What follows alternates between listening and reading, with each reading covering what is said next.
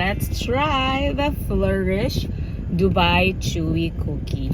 Finally, nakakuha na ako. I've been wanting to try this because a lot of my friends told me na yes, maingay because we are parked on a random street. I cannot wait to try this. A lot of my friends told me that this is good and online review, ito daw yung maganda. So, today is my birthday and luckily, nakakuha ako. Oh my gosh, I'm so excited. Sandali, mag-alcohol muna ang kamay.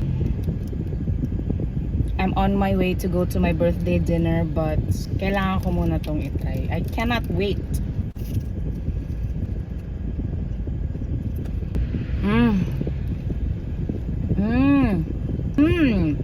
This is the third chewy cookie that I've tried. Yung second, I gave that an 8 out of 10. Medyo magkalasa sila nito.